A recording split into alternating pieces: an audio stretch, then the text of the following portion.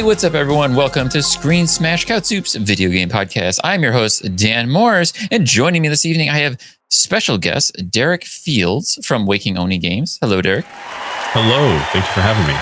Thank you for joining us. And I have Reza. Hakujin. Sorry. That's right. I made sure to introduce Louis second because he always has the way to just derail everyone by just making random noises and sounds. So, with that out of the way, welcome to Screen White guy in Japanese. That's all I'm saying. All right. So tonight we're gonna get to know Derrick a little bit and what he does over at Waking Oni Games. He is the lead co-founder of Waking Oni, correct, sir? Founder and game director would be an accurate description. Okay, thank you. Mm-hmm. Yes, and then we're also going to talk about Capcom as a video game publisher and why they're one of the biggest publishers in Japan. And with that, we're also going to talk about Japanese influence on people, gaming, lives, everyone, everything. Because holy crap, we will for sure attest that Japanese culture and Japanese influence has been very big on our lives in many ways. So, to get us started, Derrick, thank you for joining us this evening. I wanted to give you the chance to tell us a little bit about who you are, what you do, and why you're here tonight.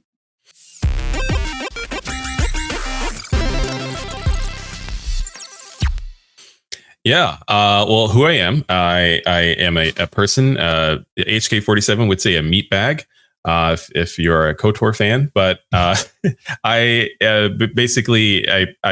started as a 3D artist. Wanted to get my career, jumped into video games, and decided creating my own studio would be the best way to do that. And so we released the game almost exactly a year ago. So that's coming up. And then I do a number of things around Chicago, inclusive of being a professor at Northwestern University, and then being the president of the Japanese Arts Foundation, where we throw a lot of events that are happening here to celebrate the different cultural intersections in Chicago that are coming together, similar to this conversation, to celebrate Japanese culture and is sort of its contemporary influence on so many of us. So a little bit about myself. I'm a parent. I have 2 dogs, and there we have it. Dog parent. Yeah. Yes. I have 4 dogs. Also parent. And also parent. Yes. There we go. Proper parent. Yeah. Yeah. Some people see those things as equal. I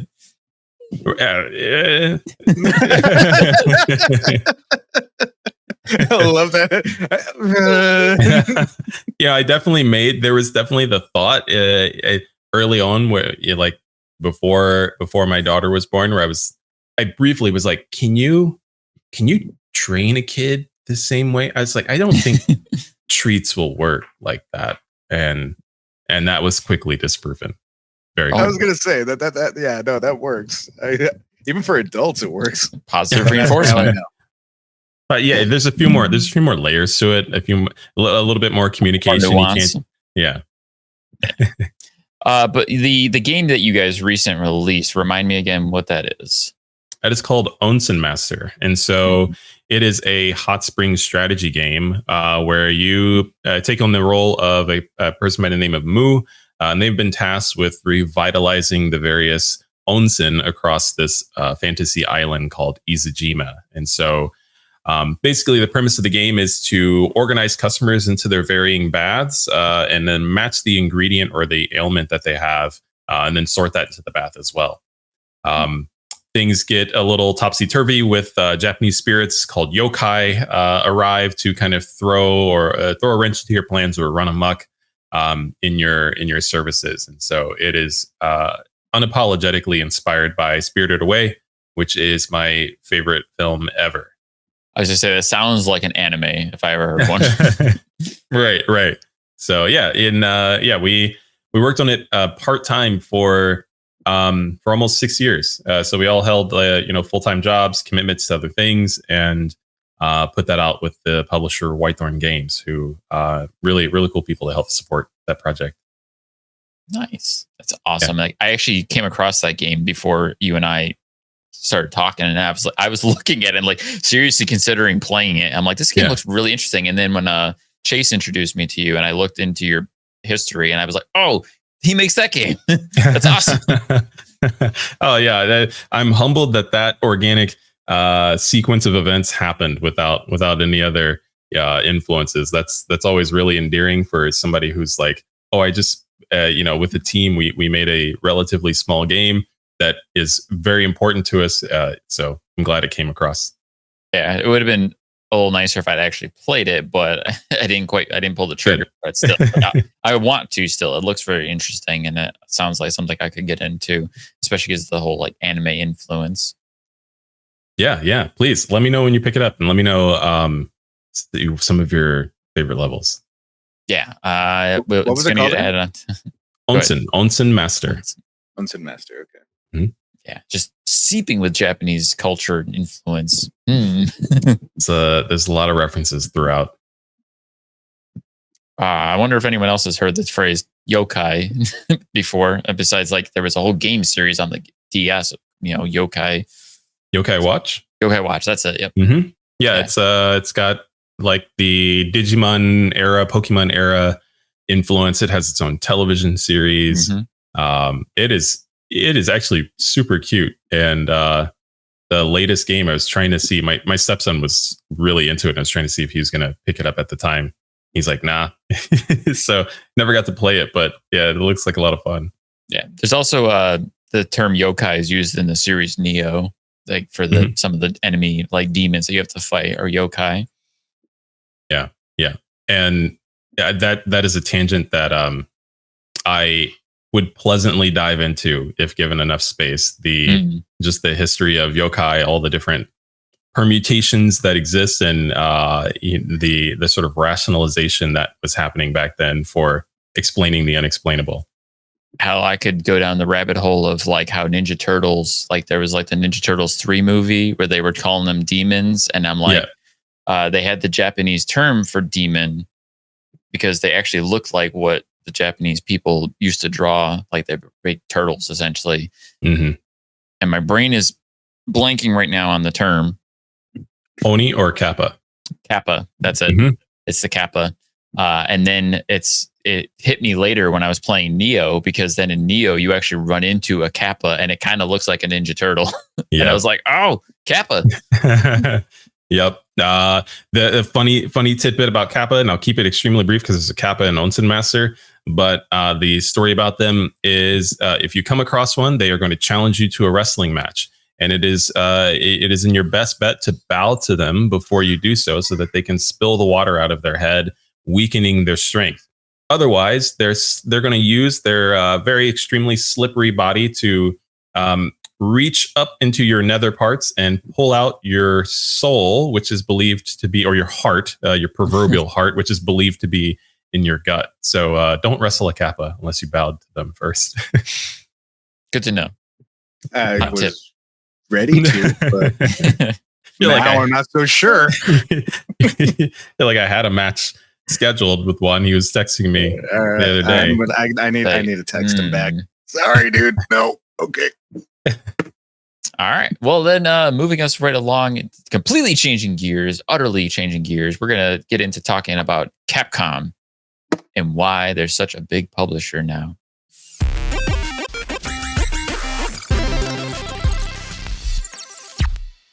Well, they've always been a big publisher, but this came about when Derrick and I got chatting about coming on the show, and I mentioned trying to do some kind of discussion where we pick our favorite publisher, like our absolute, if you had to pick one, if you could only pick one, who would it be?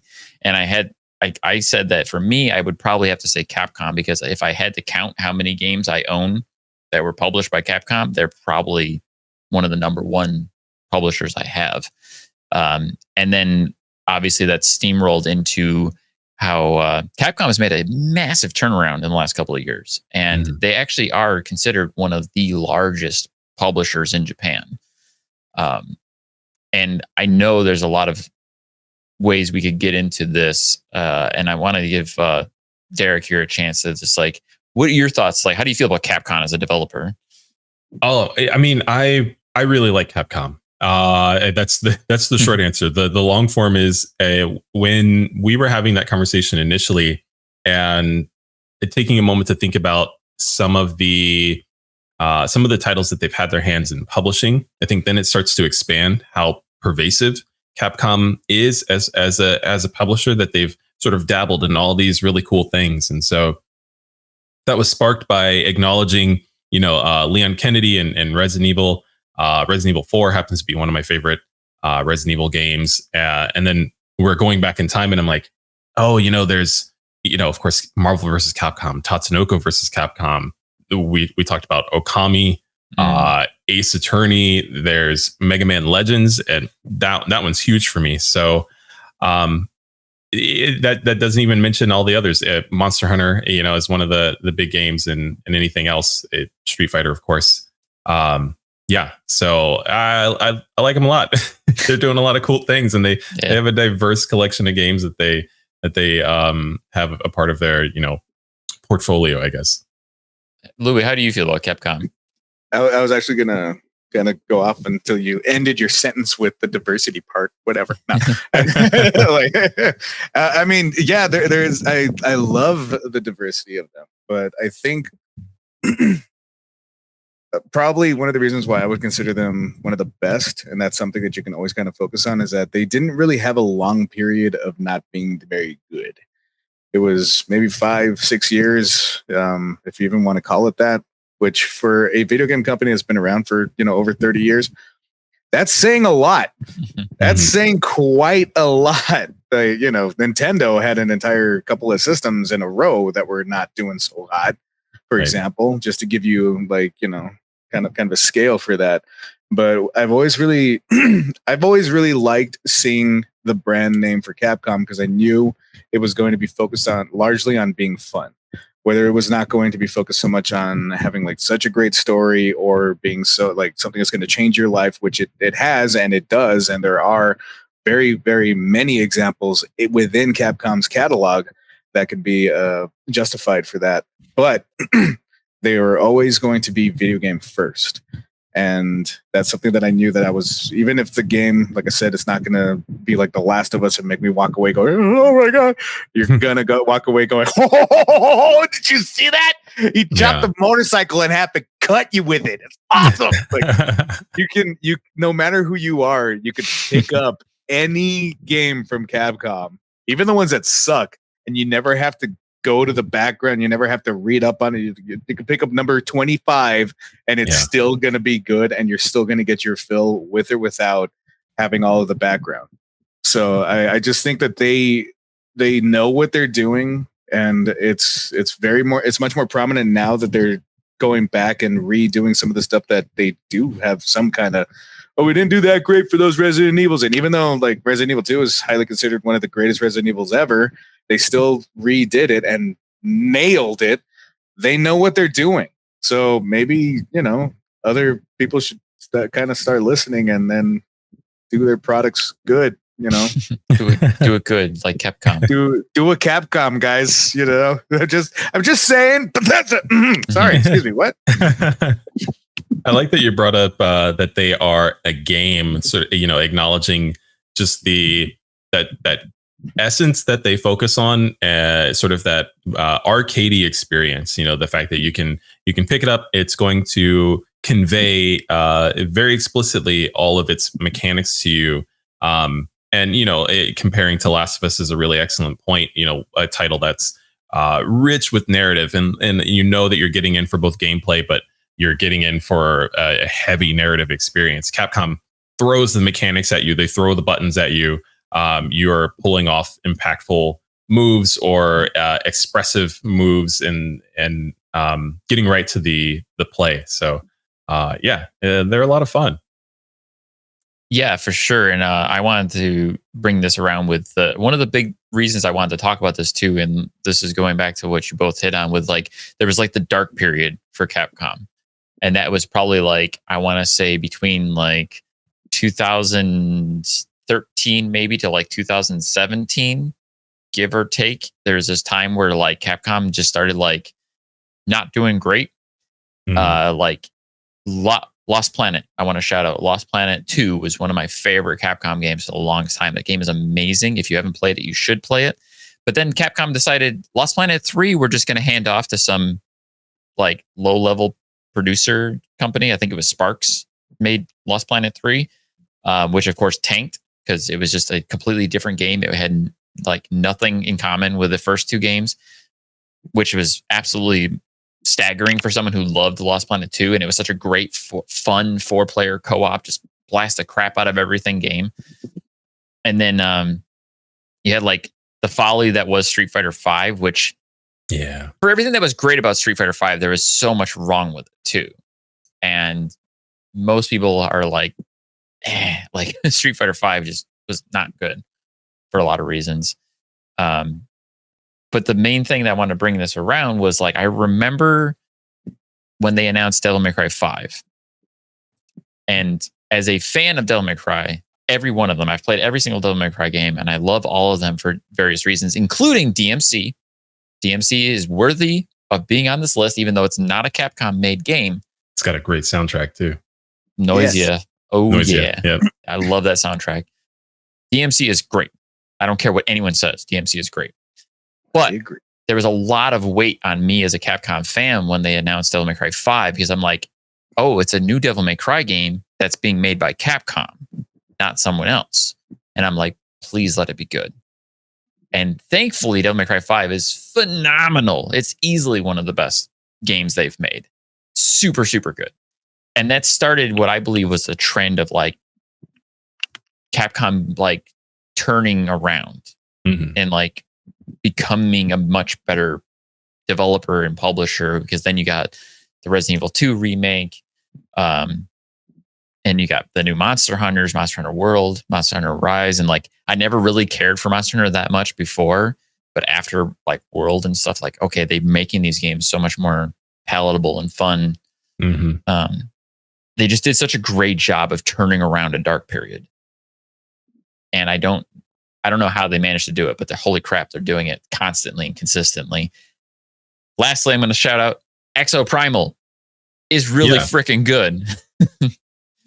Exo Primal comes out in a period where there were a couple other games that were looking fairly similar and doing, this sort of like you have a pseudo mech suit inspired,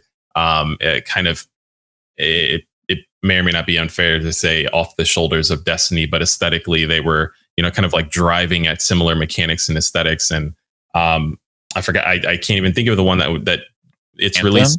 Anthem. It's released went so poorly that, things had shut down. And when I saw Exo Primal, I had a similar concern. And so it's wonderful to hear that both the title sold well and that people are really enjoying it, like mech suits and fighting dinosaurs. Who thought? Yeah. Like I remember when I first heard about that and I'm like, oh, a dinosaur game from Capcom, please give it to me. I want it. They do dinosaurs really well. They do, survival horror really well. I'm all about it. And then I heard that it was going to be a PvP arena shooter. And I'm like, oh, ew. Like, I don't know about that, but it's not at all that. Like, it's not what you think it is. And then it's got an extremely addicting gameplay loop that it's one of those things where you play a match and as soon as it's over, you're re-upping for another game. Like, let's go, get back in. And it's super fun. I can't say enough good things about it. It's not perfect, but it's definitely fun. Yeah. Among the Capcom games, this might be an obvious question, but what sits at your top three for the most fun? Oh man, Resident Evil is just always up there. Like I'm just a diehard Resident Evil fan. I love my survival horror. I love Resident Evil 4. I love Resident Evil 2 remake. Love Resident Evil 4 remake. I love all those games. I'm a big Dragon's Dogma fan. I'm really excited for Dragon's Dogma 2. It's so hard for me to pick a top three, but it's probably going to be all Resident Evil if I had to say. I've yet to play Street Fighter 6 in honest yet. I played the demo of Street Fighter 6 and I'm like, okay, crap, this is really good. Now I want to play it after playing the demo. But yeah, it's really hard for me to choose because I love, like I said, most of my shelf behind me it's all Capcom games. There's a bunch of them, especially some of the older like PS2 like ones you've probably never heard of. And like I love Lost Planet 2. There's no way I'm going to be able to condense this down to 3. It's just not going to happen. Just call it a cloud. They're just all floating up there together. Yeah, they're just all in my constant mindset and brain powders. That's right, brain powders. Like I didn't even know Exoprimal was Capcom. Now that you're saying it, I'm like, oh shit. Now, I really wanted to try it out anyway, but now I'm like, I need to do it. So, all right. Well, I guess I know what I'm doing tonight. Yeah, I've been saying it. Like Exoprimal is stupid good, and like it does the typical Capcom-ness of just constantly blowing the walls off of craziness, just being stupid and fun. It's so stupid, but it makes it so fun because it's so stupid. I think that's one of the things that makes them so endearing is they lean into the dumbness. They're not fearful to shy away from. It's a video game. Come on, like that's what I think some comic book movies miss. That's what I think some TV shows miss, is that it doesn't have to be so hyper realistic. We can still make it fun. It's fantasy. Make people explode, fall down from 10-story high buildings, and they land on their feet, and it's fine. They get up and run. Who cares? It's a movie. I missed that, and I think that that's what that turnaround. Like for me, I would say the turnaround was at definitely at Resident Evil 7. That when they were like, okay, you know what? Let's listen to the fans. Let's see what they say. Because even if you kind of look at it, it wasn't exactly as much as they could have done. There's only like 3 different enemy types in it. It's relatively small in scale to what they had been doing with it. But they really listened and they went back to pure horror. When they saw how good it did, when they saw, okay, listening to fans worked, then they went, okay, let's go balls to the wall. Let's do everything like this. And then let's also, while we're at it, remake some of the stuff. One, because people from 20 years ago haven't played it yet. So let's remake Resident Evil 2 and 3. But also let's kind of redo the ones that weren't too good. So I don't know. That's what I kind of think about it. And I think that's why we saw that turnaround. But I don't think that it could have come from anywhere other than listening to the fans. And again, maybe other studios should do that too. I think most studios should take a lesson from Capcom's remake formula. Yeah. Like big time. Do a remake and not just with a paintbrush, you dinguses. Anyway. I'm done. It leaves me, Resident Evil specifically in its remake timeline, leaves me curious about when the remakes reach the start of where 7 had kicked off. What's going to happen in this nebulous space of we remake Resident Evil 6, we remake 5, remake 6, and then does it transition into 7? That's what I'm thinking. I was literally just thinking about that today. I think there's room for them to remake 1 again. What? I think they could remake 1. But that would be the last one, I think. If they did that. Because I mean the remake for 1 wasn't in the like what the remakes are right now. It was still a complete overhaul of the original game though, and it was beautiful. It was absolutely, but I think that like you know, when they remade 2, 3, like all of these are remade in a very specific manner. 1 was remade, but it was the first one that was remade, and they just kind of redid it because they were like, yeah, screw it, let's just see if we could do it, and they nailed it. Don't get me wrong, but I don't think that it is within the Parthenon of what these ones are. And so if you are going to remake anything else, I think that would be the last one that you could without making too much of a fuss. But that's what I think Derrick is saying too, is what happens after 6, because 5 and 6 are the most contentious.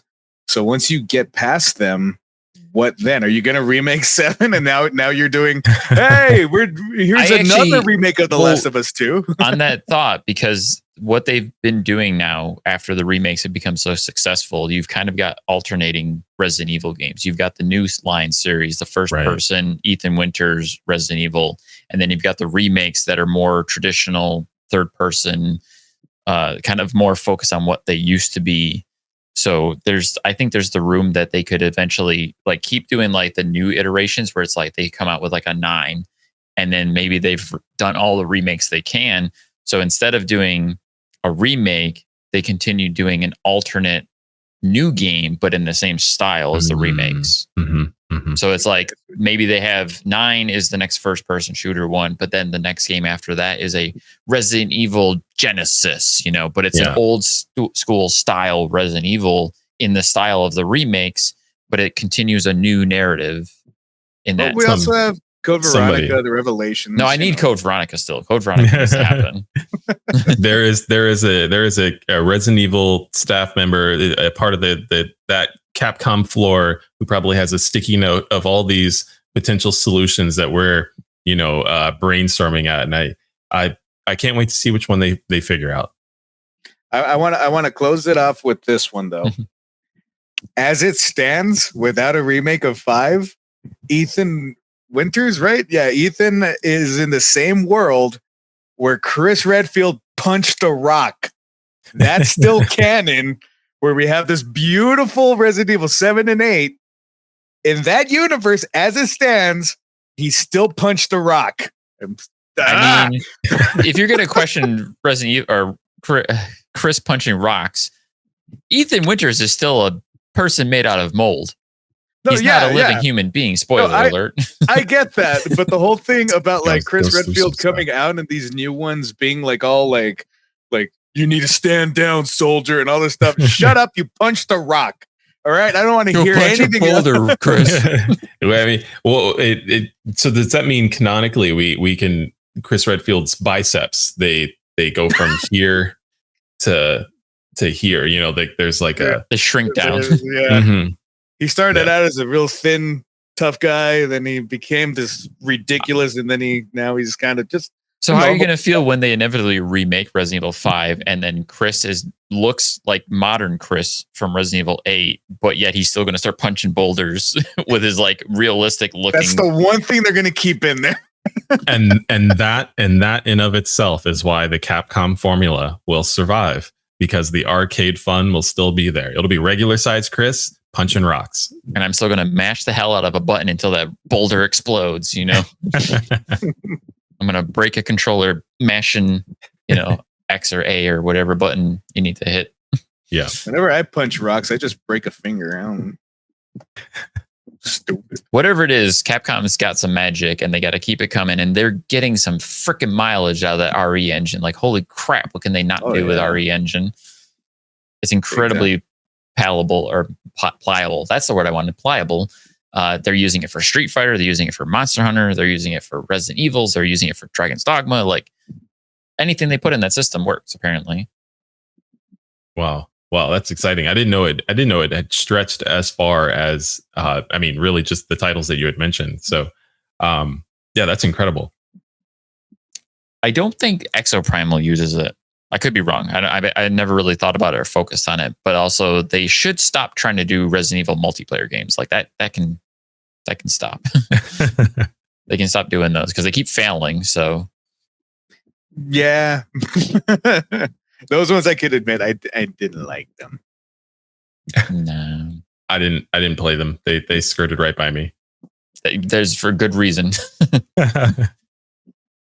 But yeah, I don't think we can say enough good things about Capcom. There's definitely like, I actually personally really enjoyed Resident Evil 5. I never really had too many issues with it, but then again, I played through all of Resident Evil 5 the first few times co-op with a buddy, so it was an amazing experience. I didn't have to deal with the dumb AI until years later, and I tried it. I'm like, oh wow, this is really bad. Resident Evil 6 was fine, and it's still fun to revisit with a friend, but I think it could benefit from a remake. I would love to see them do Dino Crisis in a remake formula. Oh yeah, fashion, that's a good one. Yeah, I love Dino Crisis, and I would love to see what they could do with that franchise if they ever revived it. But yeah, Capcom. I think they're one of the best studios and publishers, and I'm not surprised when people talk about the possible rumors of Capcom being acquired by a bigger company, but I don't think they would ever do that. I don't think they need to. Right. I don't believe either. I hope not, anyways. But to move us along, we're going to roll into more Capcom. No, we're going to talk about Japanese culture and Japanese culture's influence on us as gamers and games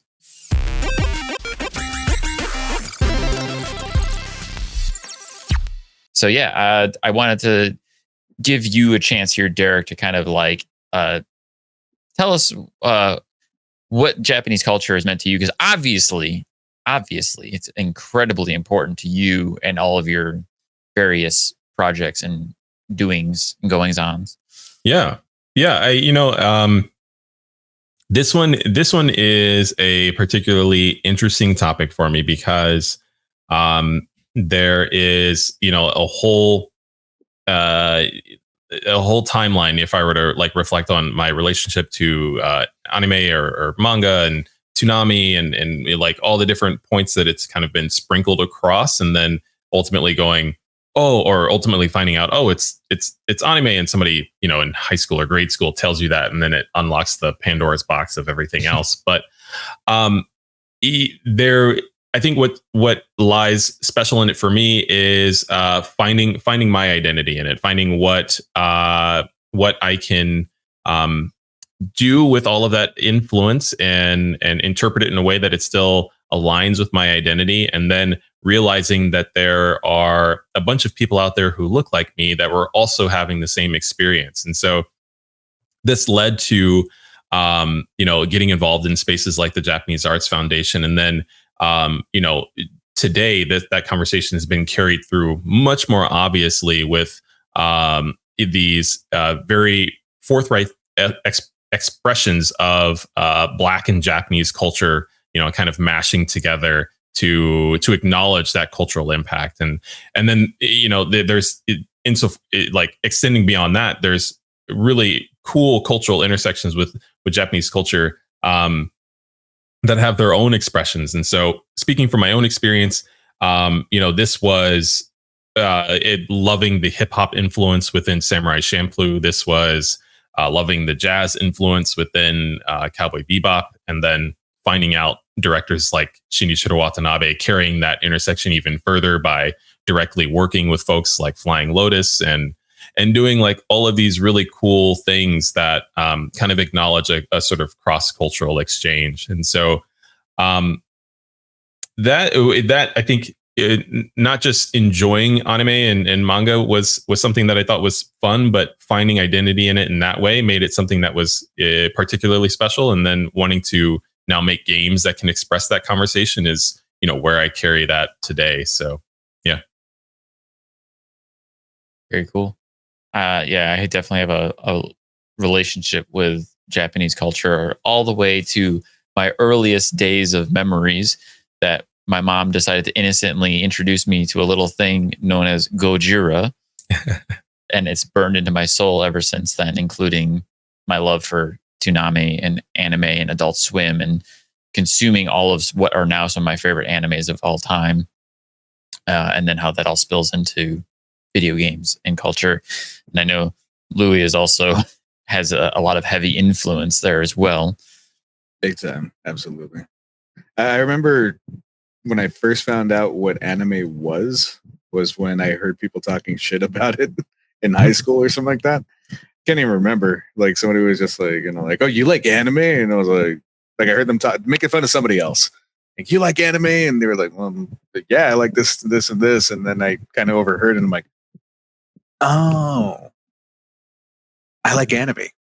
That's a nerd thing? Well, now I know. It's, I kind of just, it never bothered me or anything like that. I always kind of embraced my nerdiness, but I just thought it was kind of funny that people would try to like mock something for being cool. Like, you're going to make fun of that, but you're going to watch a bunch of people wearing tights, hitting each other for a ball. All right. Is that a sports reference or a superhero? Yes, exactly. And so, like, I mean, you can go, tit for tat on all those kinds of things. And so, I just always thought that the culture and the influences and how it kind of always there's always upbeats and downbeats, and there's always different ways and different time periods of when it starts to influence a little bit more. Like when we talk about like Japanese horror movies, there was that big influx when The Ring, when it came out, and everybody was like, oh, this is what people want. It's like, well, I mean, that was just bringing over one really good movie. It didn't really do anything other than just redo it. How about you just bring it over? And I've always hated that a lot of Western idea is to remake the thing that was done instead of just bringing it. Like I understand when there was a harder time of doing that. Like if you look at the Magnificent Seven Samurai, making that the Magnificent Seven, Cowboys. I get that, but at the same time, we're not there anymore. You don't have to go to Japan to watch Japanese movies. We got Netflix. It's here. Just bring those kinds of things over. And so I think that we're getting better at bringing influences and allowing influences to just be influences now. And I really appreciate seeing what those kinds of things can bring to the table and seeing how the different cultures can really, mingle and bring something new.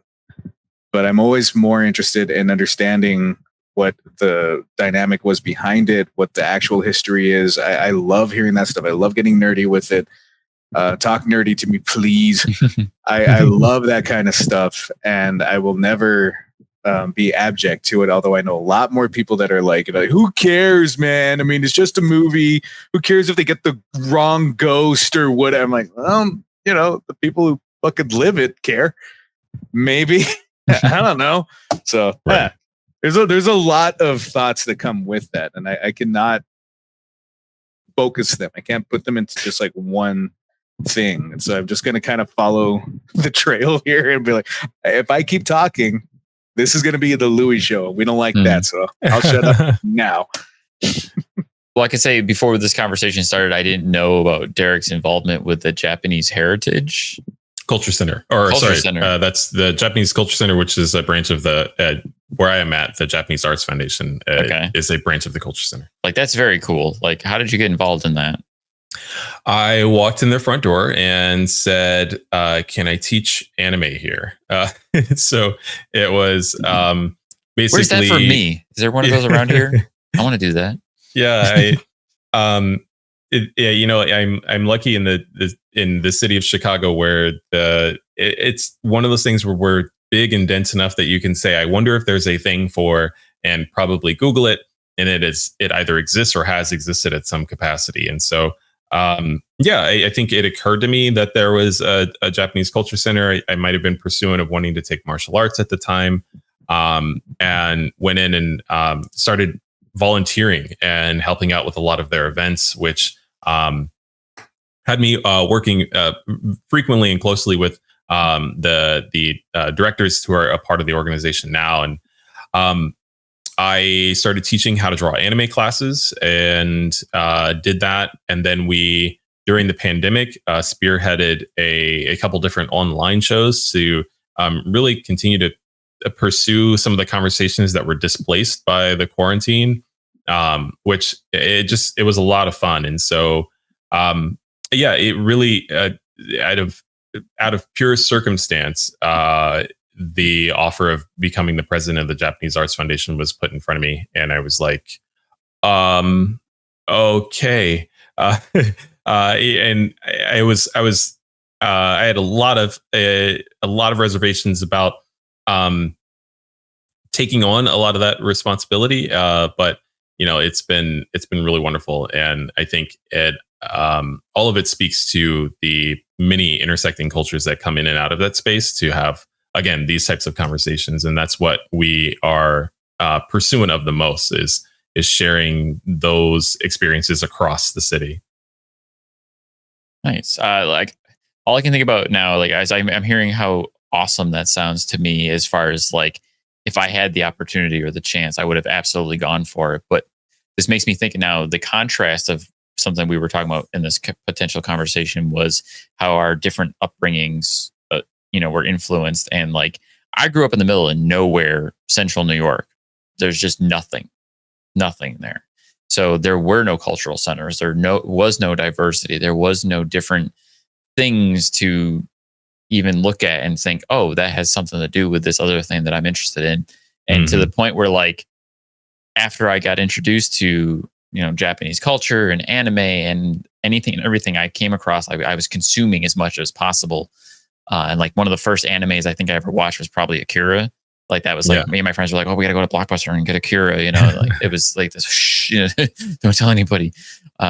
And then I started watching, anime on Toonami, like Dragon Ball Z. And I will never forget the memory that's burned in my brain of my dad looking at me and like, why do you watch this crap? And I'm like, it's fun and interesting and different. And like, it's bizarre and weird. And I love it for that. And he's like, well, it doesn't make any sense to me. I'm like, doesn't matter.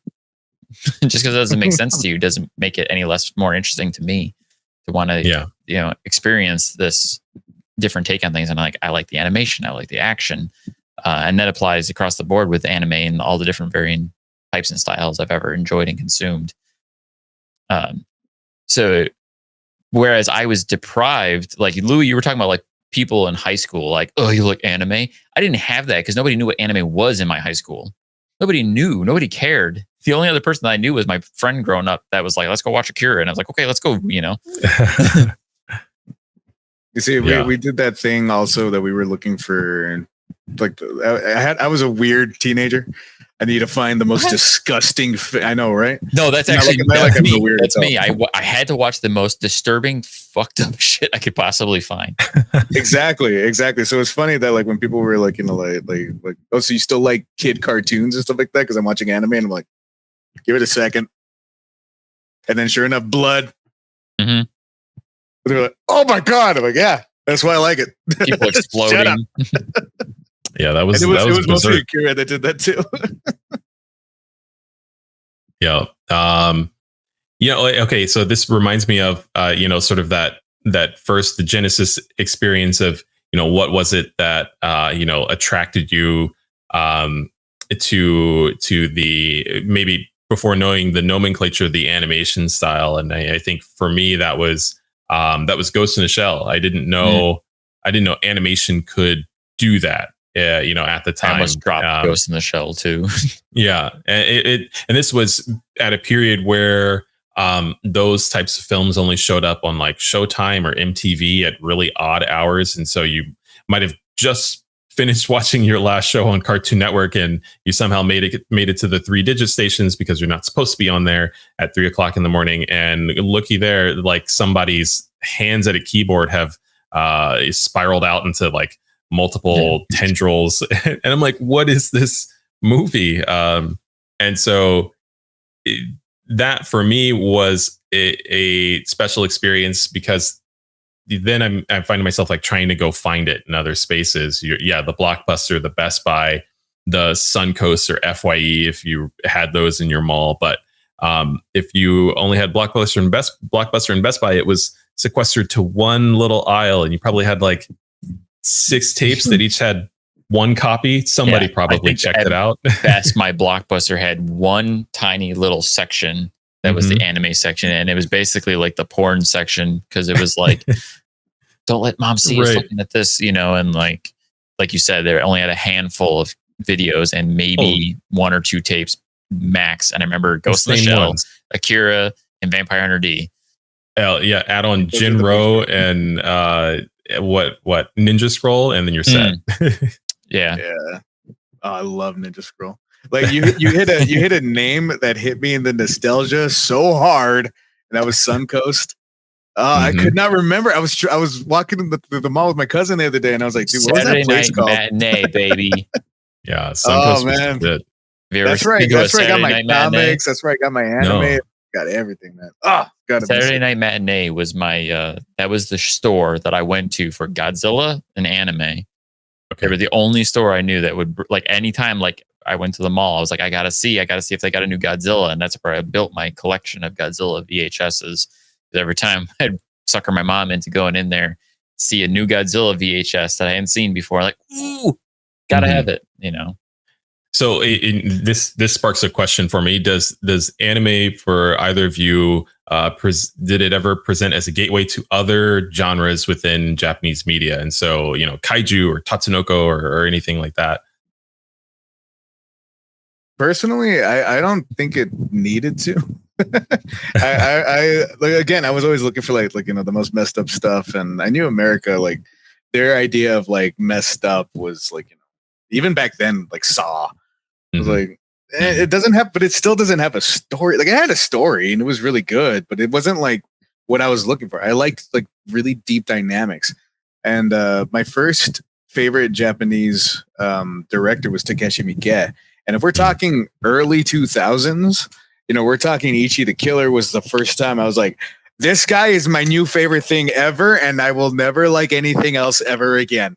And now he's a lot more tame, but at the time it was much more influential. And again, it had this wonderful story with so many different kinds of different characters that were all coming from different backgrounds, that they give you all these different kinds of arcs too, and none of the arcs ended well.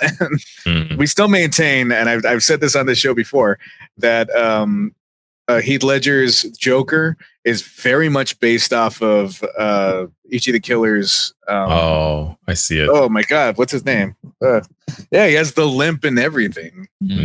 Like, oh God, I can't remember his name. But anyway, like, yeah, I was always heavily into martial arts my entire life.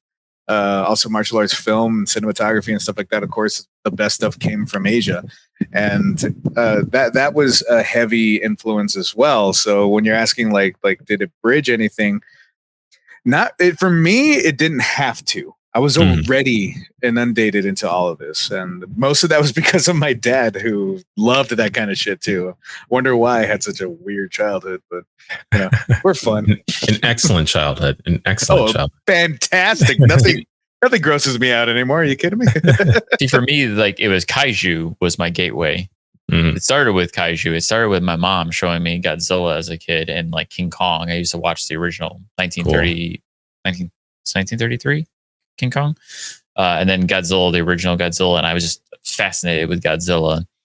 And then that later, evolved into also anime and like watching Toonami and anything and everything. Like there was something about the way anime looks and the way it's drawn and the style that just drew me to it. I couldn't get enough of it. So I watched anything and everything I could get my hands on. And I went through that phase like with Louis did, where the things I focused on the most were like, what's the most violent thing I could find? I want the blood and I want the violence. But that eventually like hit a peak and then came back down. And I think there was a turning point for me when in like the early 2000s, I started watching AMVs, like anime music videos. Those were like a gateway drug into other genres because of those, I started watching different kinds of anime, like the slice of life animes, which are like literally nothing happens. It's just people living their lives. But for some reason, it's super endearing and I can't get enough of it. And they're just like really cutesy, or like there's not a lot of drama to them. Just people being people and just having weird, interesting conversations. And I'm blanking on one of the ones I watched the most off the top of my head right now. I have the whole run of the show somewhere, but I can't think of it right now. Or in high school. No. I took a stab at it. It's one of the ones that's got a weird name, and I cannot. There's Lucky Star. Lucky Star was one of them. But there's another one. But Lucky Star was one of those ones where it's just these girls in high school just having random conversations about nothing. And Azumanga Daioh. That's the one. There it is. Azumanga Daioh. That's the other one. Like I was obsessed with that show for the longest time. You said a strange name. That's what clued it off. Yeah. I like that. Or I like might be the wrong word choice as prefacing the sentence that I'm about to say. What I should instead rephrase and say, I've identified that you've both characterized a relationship to anime where you've gone up this metaphor of this violent mountain, and you've returned with the experiences that have been had from that violent mountain. You said, I've seen too much. I need peace now. And so I may have, there's then the transition to slice of life and other things, which I find really compelling. It might be reflective of maybe the young American boy experience, because for me, yeah, like I said, Ghost in a Shell, I immediately was like, what's Berserk? And went there. And then two came back and said, all right, well, that was a lot. How about something softer? And, find a happy balance, somewhere in there. I don't need I don't need the guts, but maybe some cool animation scenes would be where I'm at. Well, I definitely had that time of my life where I was obsessed with horror movies. So like I couldn't get enough of horror, bloody, violent, awful horror movies. The bloodier, the better. And then of course in hand with like the violent anime too. But Go ahead, Louis. Yeah, no. The weird thing is, as a kid, like early to mid '90s, I hated blood. I hated all that stuff. Like the first anime I remember seeing was Eon Flux, and I hated it because it was so gory, and I was like, I don't like any of that. But I and then I started realizing again, like once I got into my older years, probably around 8th grade is where it really started to hit me, because that's when Dragon Ball started coming out and stuff. That's when I started realizing what anime really was. And then I started recognizing, oh, that's what Legend of Zelda was. That's what original Link. That for some reason when America saw it, they were like, he's got to sound like this, like that. What's okay, up, dude? So, yeah. Oh right, Hang 10 Zelda. I don't know why they chose that one. But anyway, that's when I started to realize, oh, I never hated anime. I thought I hated anime because it was gory. Then I started liking gory, and then I was like, oh, okay, that's not what it was at all. So it had this weird switch that I started watching it because I wanted the gore. I wanted the adult, because I was tired of cartoons being cartoons. And once I got my fill of, okay, this is adult because they can show blood and boobs, then I started going, okay, what more can this offer? Because now that was also around the time I was starting to get into like indie films and more dramatic kind of stuff. And then I started looking for anime that did that too, and I started finding that in droves. It was cool to have cool action scenes, but I also liked my slice of life. I also liked all the extra stuff. I can't even remember half of the names for some of the stuff that I used to watch, but I remember the feeling that I got from them. I don't like any of that shit now because I have my own different thing that I'm into.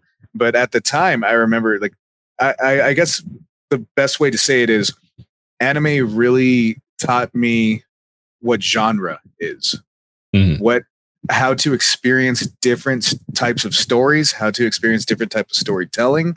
That's what anime really taught me. It was one of the bigger influences of my life to be like, oh, here's a genre of stuff which is called anime that also has horror, slice of life, drama, romance. And then I started liking those kinds of things. I started spreading my wings a little bit more, and now I can appreciate that in any kind of context, and whether it's Japan, America, anywhere, it doesn't matter. And so it really had that kind of an impact for me. I'm realizing now too, with you talking about that, Louis, like the real gateway anime were the Pokemons and the Digimons. Those were the things that I probably have the earliest memories of watching those shows as a kid and not knowing they were anime, and not realizing it was anime. It's just because it looked like any other kid's cartoon, even though it looked very different from most kids' cartoons from back then. But I remember deeply loving Digimon as a kid and being obsessed with that narrative and the creature design and the interactions of the characters, and how that kind of like segued into things. And I was just thinking too, like, did anyone else go through like the Sailor Moon phase of like, I find Sailor Moon really interesting, but I can't let people know I'm watching Sailor Moon because it's for girls, like. No, I proudly watched Sailor Moon, the entire Tsunami lineup. One of my favorites is Sailor Moon aside. Like, one of my favorite shows is it's called Nana, and it's more of a slice of life drama about a band, and the music's incredible. There was no middle ground margin for me. It was either like soft or action packed. There's actually the goofy ones in the middle that I kind of like. Azumanga or in high school, I was like, it's funny, but I want to go back to my dramatic show. The Sailor Moon though, love it, and proudly was out there. Still am proudly out there, wearing Sailor Moon hats and things like that. So Sailor Jupiter is my favorite one. I could never get into it, to be honest. That one was too weird to me. That was the one where I was like, bunch of chicks that are like, tied to different solar yeah, that's all right. And then there's a guy that's he's got a tuxedo. I'm done. I can't do this. I'm gonna go to something that makes a lot more sense to me, like Power Rangers, Tenchi Muyo. That was mine. I did watch all one Tenchi guy, Muyo 10 women who all want to marry him. That sounds like why did the harem make more sense than fighting crime? Because I didn't like the changing stuff. I didn't like any of that stuff. It was like, just get to the fights. And then the fights were just like them yelling at each other for a bit. And then they would do one thing. And I'm like, that's not a fight. And that's all I was about when I was a kid. I did not understand nuance. I did not like. Now I watch. I've seen a couple little things here and there about Sailor Moon, and I'm like, oh my god, this is so brilliant. No wonder I was such an idiot as a kid. Like it's kind of like a modern day My Little Pony. How part of the reason why it was so well received by so many older men was because it was not really a kids show. It was a kids show that had these really deep jokes in the background that were for adults. And that's how I see Sailor Moon now, that they knew what they were doing the whole time. But I was a stupid kid who wanted to see people punching each other and flexing their muscles like Dragon Ball. And this is not that. This sucks. So I kind of hate myself for that, but I get the appeal. The sad thing too is you're contrasting it with Dragon Ball, but then Dragon Ball was people just talking at each other for long periods of time. The flashbacks, but when they got to the fight montage, but I mean, this is differentiating the shoujo and shonen genres, which they each had their formula and specifically were created to appeal to young boys or young girls respectively, and for kids like myself growing up, I was like, I'm consuming all of it. So on both ends you have Sailor Moon, and then on the opposite end you have Ronin Warriors, which was to a T the exact formula, except extremely male centric samurai, which were not celestial bodies, but what were they based off of? I don't remember. They each had I think they each had a different element. That might have been what it was. It's been a while. I don't remember a whole lot of that, but I know what you're talking about. Yeah. I didn't see that one. Yeah, it's cool. It's a good time. Like Saint Seiya, they're all. Saint Seiya was the other one I was thinking of. I'm like, what was that? Saint Seiya was very popular, especially in El Paso. It was also very popular with Mexicans. The Mexican version, Spanish version. Oh man, they loved my friend at work. He and I still talk about that. It's the only anime he knows. It's the only one he'll ever reference. I'll tell him about all this great new stuff coming out, and he's like Saint Seiya. I'm like, yes. I love that. Yeah. So that's a cultural intersection that I think is really, really impactful because so we threw an event at the Japanese Arts Foundation called Melanated and Animated, and this was specifically talking about the influence or intersection with Black culture. We're like still planning, but we're gearing up to do another one called Osaka to Oaxaca. And it's talking about the Japanese influence in Mexico, and it's specifically some of those outcomes like Saint Seiya that get brought up. And so there's an artist here who does a like Mayan inspired Inuyasha looking like anime art, and their name's Mr. Pintamuro. You should go follow him on Instagram. they make some really cool stuff. But yeah, like those sorts of expressions and like the specific impact of an anime on a specific community, I think is really cool. And so Saint Seiya or Dragon Ball Z or whichever. Yeah, we also like the soccer stuff. Yeah, soccer anime. Mexicans and soccer, it goes hand in hand, literally. Basketball. Makes sense. Oh my god. Yeah. I'm just thinking about like, anime all day, dude. The anime and then anime games, or like the influence on games. And we got to wrap up here in a little bit, but I was going to throw out there the fact that I've actually been to Japan once, thankfully, in my life. And that was like one of those like bucket list moments for me to actually visit Japan and actually experience that culture firsthand, where I've been like obsessed with it as a child for years and years and years. And I finally got the chance to go there and explore and consume the foods I've seen in anime, experience the crosswalks like in anime, because God, that chime of crosswalks was burned into my brain from anime, and actually seeing it and hearing it for the first time. And then thankfully I got the opportunity to actually like hike up Mount Fuji, which was a like life altering experience to be there and to like consume that culture. And it's one of those things that I've always wanted to do again sometime in my life, which sadly I haven't been able to, which now I'm like, if I had the ability to go to a cultural center like you do, Derek, that would be freaking awesome. Yeah.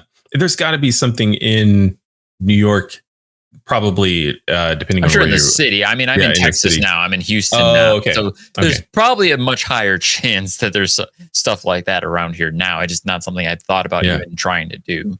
Yeah, because Houston has like y'all have a really cool.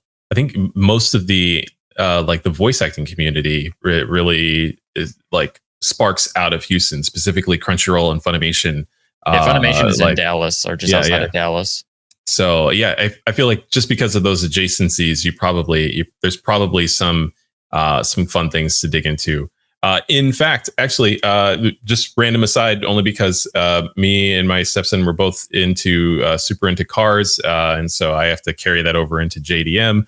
But he made it known to me that there are JDM RC cars, and we were looking this up on Instagram. There is a really dope hobby shop based out of Texas where people race JDM RC cars. And so if you look it up, you're closer to me, please experience it so that I can live vicariously through whatever you do there. But it looks cool.